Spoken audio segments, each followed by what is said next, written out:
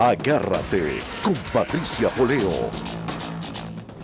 Seguimos conversando con el doctor Carlos Sánchez Berzaín, miembro del Instituto Interamericano para la Democracia, de hecho uno de sus directivos. Había dejado pendiente yo el tema colombiano. En las últimas horas hubo reunión de los presidentes de Colombia y Venezuela por esta atrocidad del cierre de la frontera que ha servido nada más que para mostrar la miseria que hay en el pueblo venezolano, el hambre que hay en el pueblo venezolano. Da tristeza. Yo muchas veces siendo reportera cubrí las reuniones del G3, las reuniones hemisféricas, donde siempre la balanza comercial favorecía a Venezuela, había una relación bilateral maravillosa, productiva, con mucho futuro. Ahora, pues bueno, Venezuela ha llegado al extremo de cerrar esos 2.000 kilómetros de frontera y oprimir. Pero Colombia también tiene su realidad. Colombia lleva hace muchísimos años estas conversaciones con la guerrilla que se han convertido también en un polvorín político interno porque hay fuerzas políticas allí que están criticando. Hay quien dice que todavía no alcanza a entender cómo se dio ese golpe de timón que se dio en el gobierno del presidente Santos. Son dos países vecinos, cada uno con su realidad, unidos por esta frontera que ha sido cerrada en estos días y que pone en el interés de la opinión pública las dos realidades. ¿Cuál es su lectura en relación a ese caso? Bueno, el problema es que cuando usted es una persona virtuosa y tiene malos vecinos, los malos vecinos lo terminan por afectar. ¿Qué quiero decir con esto? Venezuela en su momento fue un gran país, pero cuando le llegó la dictadura, cuando Chávez convirtió a la República de Venezuela en un estado satélite del castrismo y después se murió y hoy día Venezuela está convertida en una colonia castrista con un gobierno títere, los latinoamericanos añoramos y desconocemos esa Venezuela de los años 50, 60, 70, que era el refugio de los demócratas que escapaban de las dictaduras militares, que era un centro de riqueza y de promoción de cultura, de sostenimiento de principios y de desarrollo industrial y comercial. Colombia es un gran país y Colombia también se ha visto afectada por este problema de Venezuela, porque es su vecina, esos más de 2.000 kilómetros de frontera. Colombia tiene un problema desde hace casi 50 años o más de 50 años, que es la guerrilla. Pero esa guerrilla que empezó siendo ideológica se volvió después narcotraficante. Y esa guerrilla que son las FARC empezó a ser sostenida en algún momento de su historia por el castrismo. Y cuando Chávez pone en marcha junto con Castro este modelo no democrático que hoy día se llama socialismo del siglo XXI, Colombia queda atenazada entre dos fuerzas adversarias que son el gobierno no democrático de Venezuela, Chávez, y el gobierno democrático del Ecuador, Correa, los dos apoyando a las FARC. Y el gobierno de Colombia lleva adelante una lucha muy fuerte contra las FARC, las arrincona, casi las reduce, y las hubiera hecho desaparecer si no fuera porque la frontera de Venezuela y del Ecuador eran absolutamente permeables. Simplemente ese era su refugio, su base logística y su soporte. Chávez ha sostenido y los Castro han sostenido y sostienen la guerrilla de las FARC. Uribe, el presidente Son Uribe, el respiradero de la guerrilla. Uribe tuvo la decisión política de bombardear la Angostura y se acabó el tema con Ecuador, pero no podía bombardear Venezuela porque eso hubiera generado una guerra entre Colombia y Venezuela y las FARC se aprovechó de eso. Salió Uribe y el presidente Santos, pese a haber sido el ministro de Defensa del presidente Uribe, puso en marcha una política totalmente diferente, que es una política de buscar la paz. Todo el mundo quiere la paz, pero las preguntas que se está haciendo hoy día la opinión pública colombiana y la opinión pública mundial es si esas fuerzas guerrilleras violentas, sostenidas por el castrismo y sostenidas por las dictaduras venezolanas, van a poder integrarse adecuadamente a la democracia o van a ir a cambiar el sistema y Colombia es la próxima víctima. Cuidado que estemos viendo a Venezuela, Ecuador, Bolivia y Nicaragua y a la propia Cuba caer y concentrarse en Colombia una nueva fuerza antidemocrática, porque las FARC convertidas en partido político van a ser el partido más rico de este mundo, tienen toda la plata del narco que han podido acumular y que les puede venir, no hay garantía de que el tema del narcotráfico vaya a desaparecer y ahí hay unos altos riesgos. Yo no estoy diciendo que hay que oponerse a un proceso de paz, pero estoy diciendo que hay que tomar en cuenta todos estos elementos de altísimo riesgo para la institucionalidad, la democracia y la integridad de Colombia, que son también riesgos muy graves para la región. Claro, claro. ¿Y cómo cree usted que afectaría a esta situación de América Latina que hemos revisado hasta ahora con un eventual triunfo de la candidata demócrata en Estados Unidos? ¿Y qué pasaría? ¿Usted cree realmente que Donald Trump tenga alguna posibilidad? Mire, yo le voy a decir algo. Los latinoamericanos tenemos que aprender a solucionar nuestros problemas en el marco de lo que son nuestros intereses. ¿Por qué? Porque los Estados Unidos siempre ha cuidado primero sus intereses suyos, y hace bien. Ese es su derecho. Es su prioridad. ¿Ya? O sea, que venga la señora Clinton o venga el señor Trump, cuidarán los intereses americanos, que no son los venezolanos, que no son los bolivianos, que no son los ecuatorianos, que no son los nicaragüenses. Entonces, lo que sí tenemos que buscar son coincidencias con este gran país para que el gobierno que venga respete los principios y valores que hacen a la formación, al crecimiento y al gran poderío de los Estados Unidos, que son la libertad, la democracia, la justicia independiente, la división e independencia de poderes. Todos esos fundamentos que se cumplen en los Estados Unidos, pero respecto a los cuales en algunas gestiones de gobiernos americanos se han tapado uno o dos ojos para dejar que pasen cosas en otros territorios. O sea, yo no creo que los Estados Unidos tengan que hacer nada para ayudar a que los latinoamericanos en Venezuela, en Bolivia, en Ecuador, en Nicaragua recuperemos nuestra democracia. Lo que tienen que hacer es respetar sus principios y hacer como, por ejemplo, en la OEA, cuando el secretario Almagro presenta un informe sobre el incumplimiento de los principios de la democracia respecto a Venezuela, han votado como tenían que votar y ayudar con su poder a que los países que están influidos por el dinero castrochavista del petróleo venezolano, que son los países del Caribe, hagan lo correcto más allá del soborno. Esas son las ayudas que se necesitan, pero no hay manera de pensar siquiera en preguntar a los Estados Unidos qué es lo que vamos a hacer en nuestros países. Los países nuestros necesitan libertad, democracia, coincidimos en los valores, pero cada país lo suyo.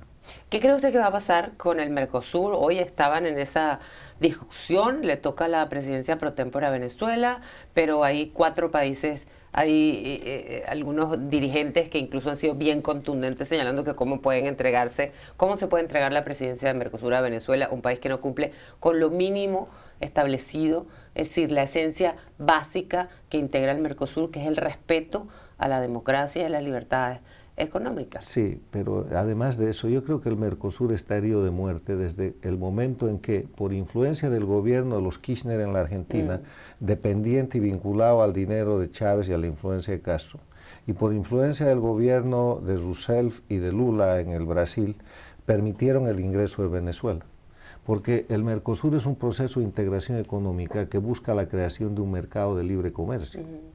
Y lo que sostiene Cuba, Venezuela, Ecuador, Bolivia, Nicaragua no es el libre comercio, es la concentración económica, el dirigismo estatal, el centralismo, todo lo contrario a aquello, el proteccionismo.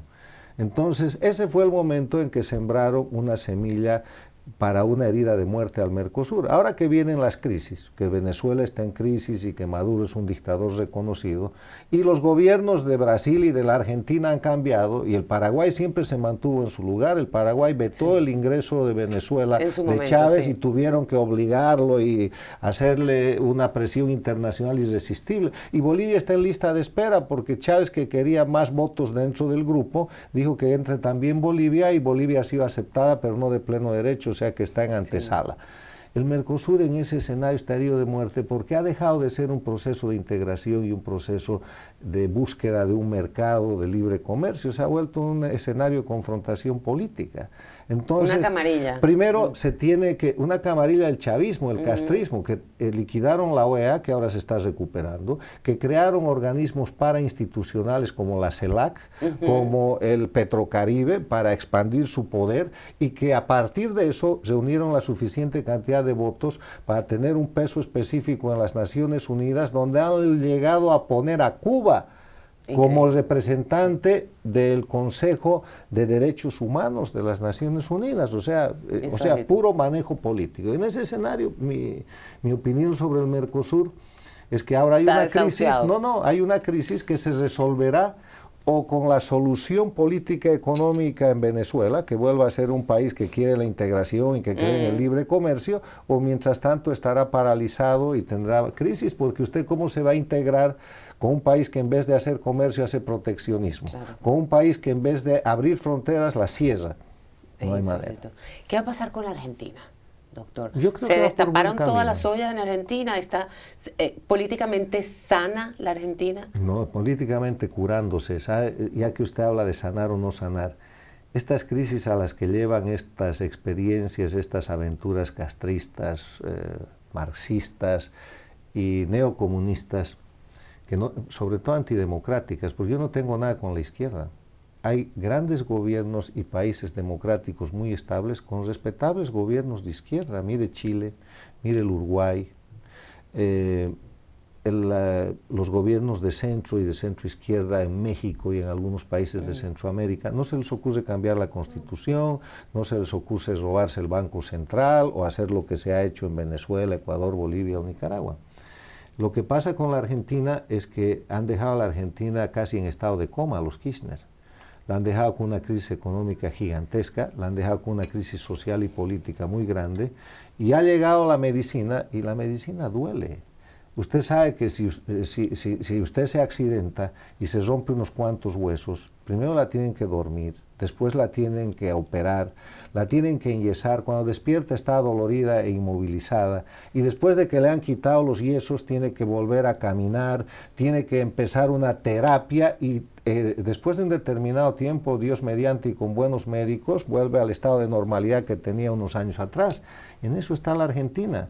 Está en el estado en que le están haciendo unas cirugías intensas, buenas cirugías, buenos cirujanos, que está saliendo, hay una gran posibilidad de que todo vaya bien, pero está en el proceso y eso duele. Eso genera que bajen las prebendas, que el costo del transporte tenga que ser real y la gente lo tiene que pagar y eso molesta a la economía, que la luz que estaba toda subvencionada o la energía eléctrica tenga que ir gradualmente a volver a su lugar. Es el trauma de poner los huesos en su lugar para que vuelvan a funcionar. Eso duele, es verdad.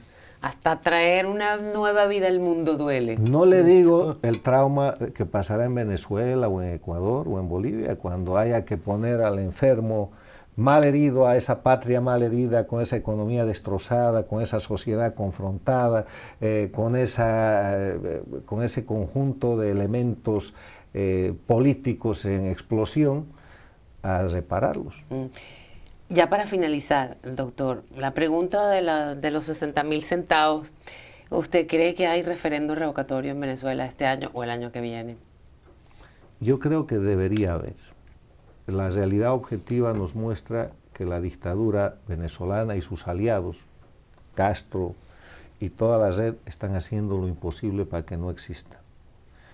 Es cuestión de tiempo. Y ellos tienen hasta este momento el cronograma establecido para que no haya. Están haciendo todos los esfuerzos para que no haya. Ya tienen el dibujo hecho. Y ya lo han presentado incluso porque Maduro ha dicho 20 veces que no habrá este año referéndum. La Tibisay aquella está ejecutando la orden del dictador. Todos sus medios de comunicación están en coro con eso.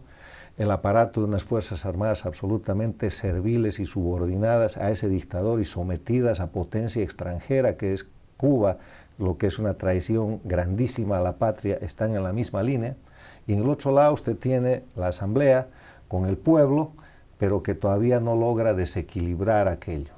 Hay opiniones y hay amenazas y advertencias, más que amenazas, de lado y lado, pero está por verse lo que pase. Yo diría que ahí tenemos un diagnóstico reservado y hay que mirar un poco más, sobre todo aquello que se anuncia para el 1 de septiembre como una gran movilización. Si la gran movilización realmente logra impactar y esas y otras ¿Usted cree medidas, que eso funciona como recurso? Yo creo que el pueblo venezolano y el liderazgo político democrático de Venezuela tiene que acudir a todos los mecanismos legítimos, pacíficos, de defensa de la democracia, porque la dictadura está haciendo uso de todos los instrumentos ilegales, arbitrarios y criminales para mantenerse en el poder. O sea, estamos llegando a un punto en el que parecería que un choque de imprevisibles consecuencias puede ser inevitable. Y yo veo una oposición muy responsable tratando de evitar aquello.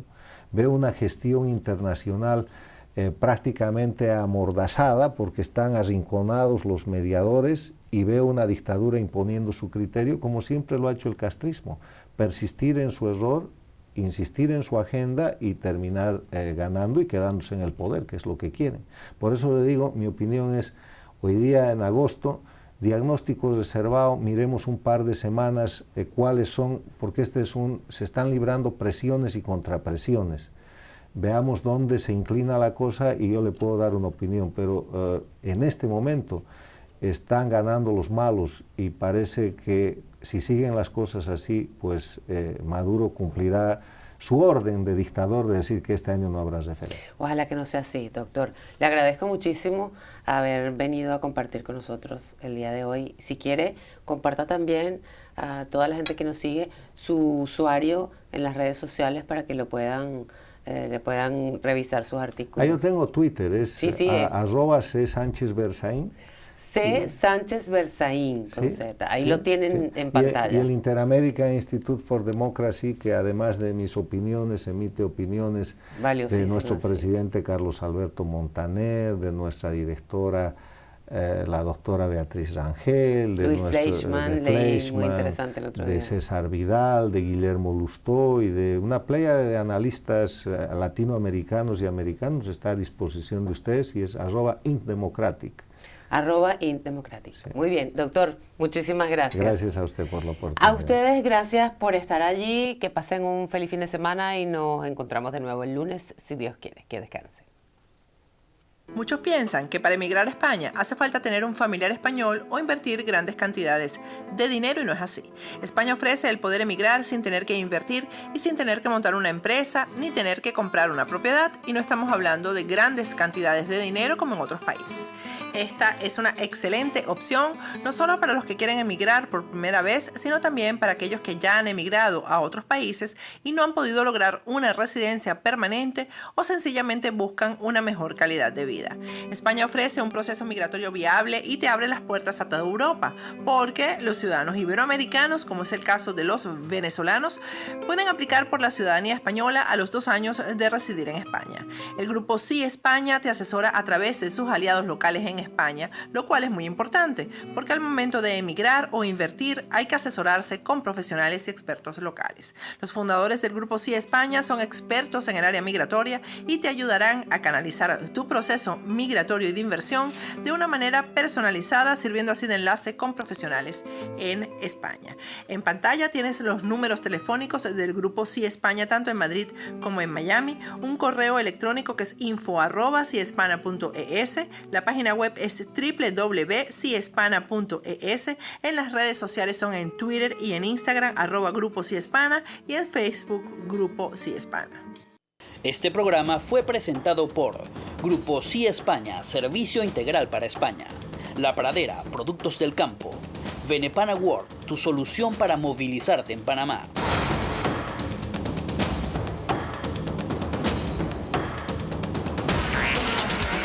Patricia Poleo en Agárrate, opinión estremecedora.